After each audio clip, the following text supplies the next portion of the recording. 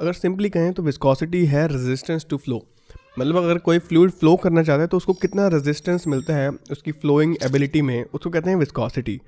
और इसको generally friction के नाम से, मतलब फ्लूइड फ्रिक्शन के नाम से भी जाना जाता है। तो तभी पानी में मूव करना डिफिकल्ट होता है एयर की वजह से, क्योंकि पानी की विस्कोसिटी 50 टाइम्स हायर है विस्कोसिटी ऑफ एयर से।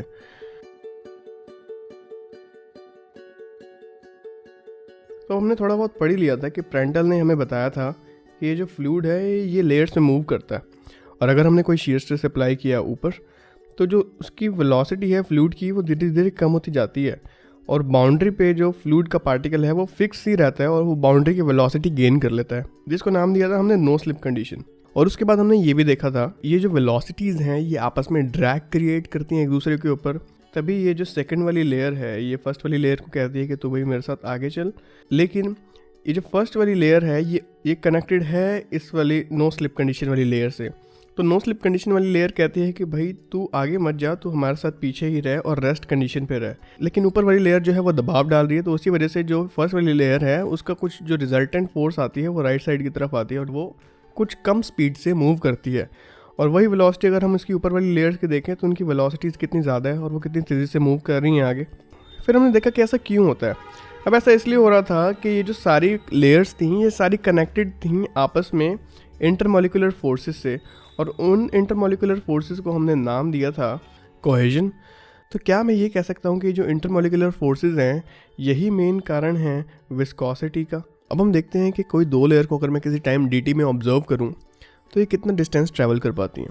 सपोज़ किसी टाइम dt पे जो ऊपर वाली लेयर है जिसकी वेलोसिटी है u + du, वो डिस्टेंस ट्रैवल करेगी कुछ इतना, और जिसकी वेलोसिटी है u ओनली वो डिस्टेंस ट्रैवल करेगी कुछ इतना।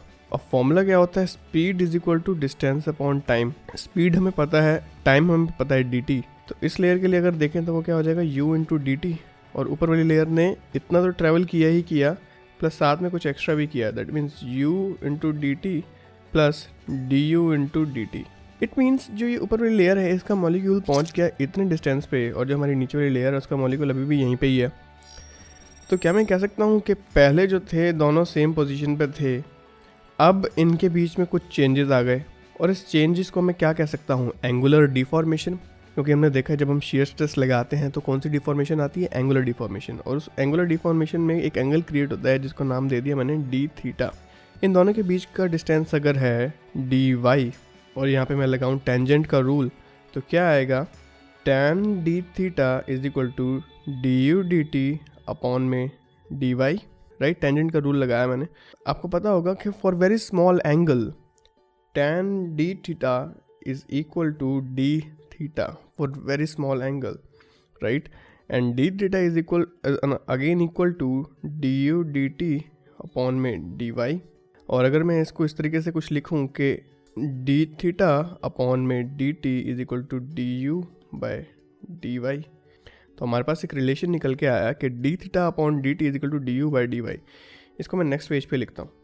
d थीटा/dt है change in angular deformation per unit time, और इसको मैं ये भी कह सकता हूँ कि रेट ऑफ एंगुलर डिफॉर्मेशन।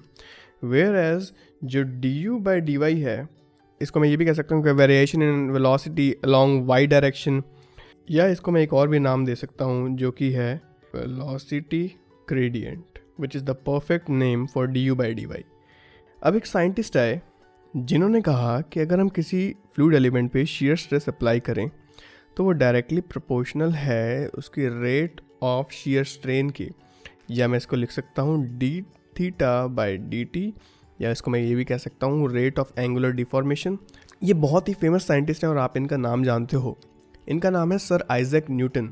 इन्होंने 1687 में ये बताया कि अगर हम इस कांस्टेंट ऑफ प्रोपोर्शनैलिटी को हटाएं तो हमारे पास आएगा टाउ = म्यू d थीटा/dt, और इस म्यू को इन्होंने नाम दिया विस्कोसिटी।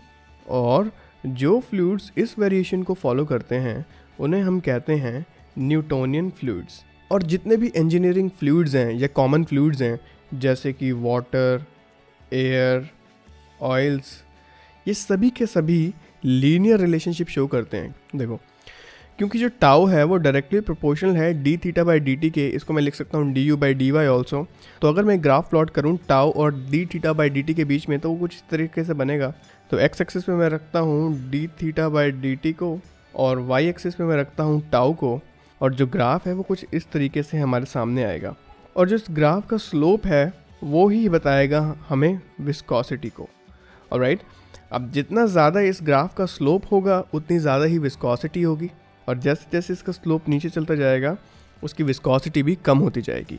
अब यहाँ पे दो फैक्ट हैं जो मैं आपको बताना चाहूँगा कि हम इस रिलेशनशिप में D theta by D T को पे ज़्यादा ध्यान ना देते हुए D U by D Y पे ज़्यादा ध्यान देते हैं, क्योंकि इस D U by D Y से हमें आगे वेलोसिटी डिस्ट्रीब्यूशन का पता चलता है काफ़ी सारे केसेस में।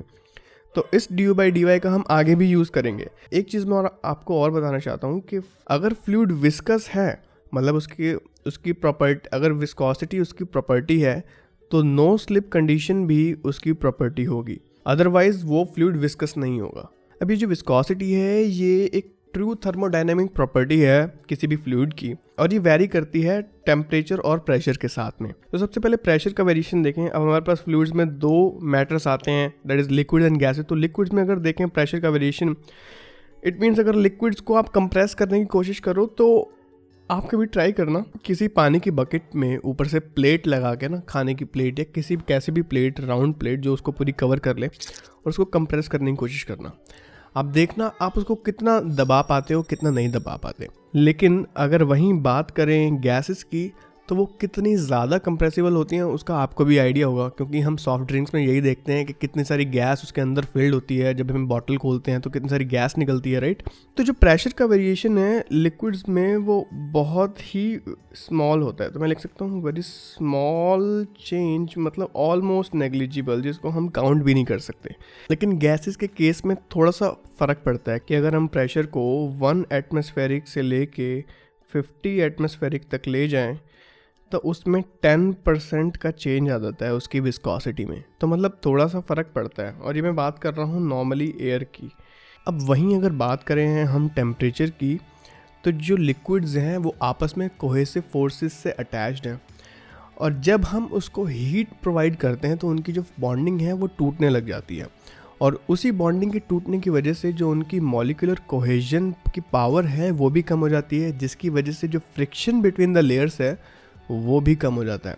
दैट्स वाई जब हम लिक्विड्स को हीट करते हैं तो उनकी विस्कोसिटी जो है वो डिक्रीज़ हो जाती है। फिर चाहे आप एग्जांपल ले लो हनी का या ऑयल्स का, आप ऑयल को भी हीट करते हो तो भी उसकी जो फ्लोइंग एफिशिएंसी है वो इंक्रीज़ हो जाती है। वहीं अगर बात करें गैसेस की, तो गैसेस में अगर आपको नहीं पता तो मैं आपको बताना चाहता हूँ कि जो गैसेस में विस्कोसिटी होती है वो होती है due to molecular momentum. Illustration के लिए मैं लेता हूँ कोई भी यहाँ पे कंटेनर, उस कंटेनर में मैं फिल करता हूँ गैस के मॉलिक्यूल्स को। अब देखो ये जो विस्कोसिटी होती है, मेनली विस्कोसिटी क्या है? विस्कोसिटी है रेजिस्टेंस किसी भी चीज़ के फ्लो में। इन गैसेस में जो फ्लो रेजिस्टेंस है वो क्या है? अब लिक्विड में तो इंटरमोलिकुलर फोर्सेस होते हैं ऑफ कोहेजन, बट यहाँ पे क्या होता है कि जो इनके लिए रेजिस्टेंस बनते हैं वो इनके खुद के ही मॉलिक्यूल बनते हैं। क्योंकि अगर किसी पार्टिकल को आगे जाना है और उसके रास्ते में कोई दूसरा पार्टिकल है तो वो उसके रास्ते में उसका लिए रेजिस्टेंस है। और मान लो यहाँ पे मैंने अगर कोई पिस्टन लगा के इस वॉल्यूम को कंप्रेस करने की कोशिश की तो इनकी जो रैंडमली मूव करने की एफिशिएंसी है वो डिक्रीज़ हो जाएगी, क्योंकि जो इनकी एनर्जी है वो इंक्रीज़ हो जाएगी। ये तो बात करी मैंने वॉल्यूम को डिक्रीज़ करने की, लेकिन अगर मैं टेम्परेचर को इंक्रीज़ कर दूँ तब इन पार्टिकल्स की जो एनर्जी है वो भी इंक्रीज़ हो जाएगी। जब एनर्जी इंक्रीज़ हो जाएगी तो इनकी रैंडम मूवमेंट बढ़ जाएगी, और जब रैंडम मूवमेंट, बहुत सारी रैंडम मूवमेंट हो रही होंगी तो हर कोई पार्टिकल एक दूसरे के रास्ते में रेजिस्टेंस बन रहा होगा, और उसी वजह से जब हम टेम्परेचर बढ़ाते हैं किसी गैस का तो उसकी जो विस्कोसिटी है वो बहुत ज़्यादा इंक्रीज़ हो जाती है। तो वॉल्यूम के डिक्रीज़ करने से तो विस्कोसिटी इंक्रीज़ होती ही होती है, लेकिन अगर मैं टेम्परेचर को भी बढ़ा दूँ तो भी जो विस्कोसिटी ऑफ एयर है वो इंक्रीज़ हो जाती है। And that is the basic difference between viscosity of air and viscosity of water.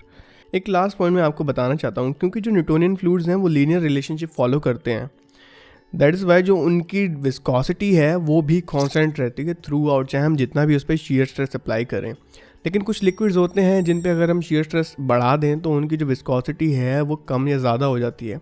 उसके बारे में हम नेक्स्ट लेक्चर में बात करेंगे। लेकिन जितने भी न्यूटोनियन फ्लूइड्स हैं उनकी जो विस्कोसिटी है वो कांस्टेंट रहती है।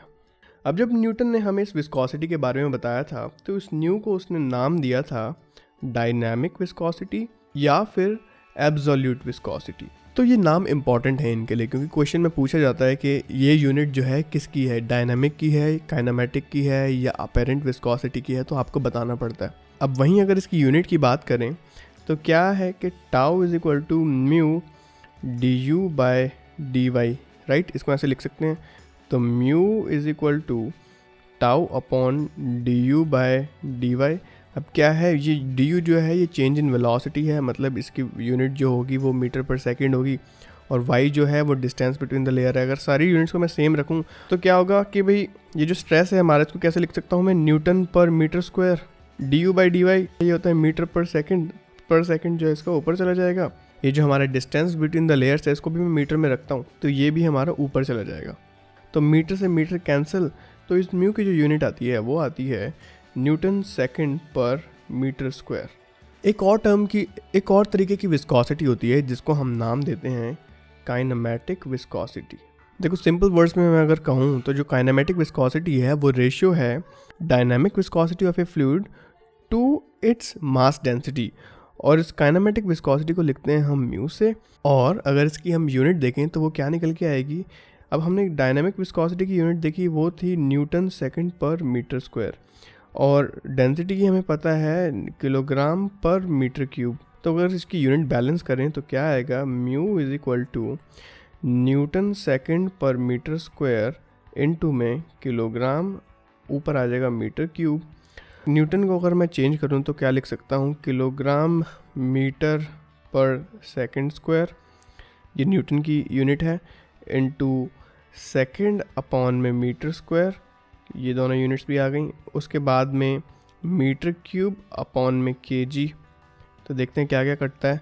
केजी से केजी कैंसिल हो गया, और मीटर स्क्वायर से इसका मीटर क्यूब कैंसिल और बचेगा 1 मीटर, और सेकंड से सेकंड स्क्वायर कैंसिल तो बचेगा सेकंड।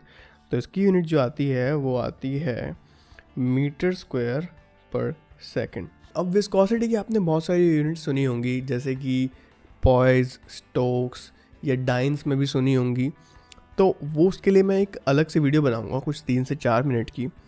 कई बुक्स में ये लिखा हुआ है कि हम काइनेमेटिक विस्कोसिटी इसलिए पढ़ते हैं क्योंकि न्यू बाय रो का जो रिलेशनशिप है वो कई बारी हमने देखने को मिलता है। जैसे हमने स्पेसिफिक ग्रेविटी के लिए डेंसिटी को शॉर्ट कर दिया था, मतलब डिवाइड बाय 1000 से कर दिया था, तो एक नंबर निकल के आ रहा था हमारे पास। तो इसी तरीके से ही न्यू बाय रो एक ऐसा रिलेशनशिप है जो हमें बार बार देखने को मिल रहा था फ्लूइड मैकेनिक्स के कैलकुलेशन में। तो इन मैथमेटिशियंस ने ये सोचा कि अगर न्यू बाय रो को हम अगर एक नाम दे दें काइनेमेटिक विस्कोसिटी, तो उससे बेहतर क्या होगा। तो एक रिलेशनशिप निकल के आया है जिसका हमने नाम दिया काइनेमेटिक विस्कोसिटी। काइनेमेटिक विस्कोसिटी की कुछ और इन्फॉर्मेशन भी है जिसके ऊपर मैं काम कर रहा हूँ अभी। अब ऑनेस्टली मेरे पास कुछ रिजल्ट्स हैं, लेकिन मैं अभी आपको बताऊंगा तो वो बहुत अधूरे लगेंगे, इसलिए मैं अधूरी बात करना नहीं चाहता। मैं एक वीडियो ऐसी ज़रूर बनाऊंगा जिसमें मैं काइनेमेटिक विस्कोसिटी को एक्सप्लेन करूंगा, और साथ में ही डायनामिक और काइनेमेटिक की जो यूनिट्स हैं उनको भी मैं आपको बताऊंगा कि कैसे कौन सी यूनिट किससे रिलेटेड है। तो मिलते हैं नेक्स्ट लेक्चर में, तब तक के लिए आप लोग पढ़ते रहिए, अपने गेट IES JEE की तैयारी चालू रखिए। मिलते हैं नेक्स्ट लेक्चर में।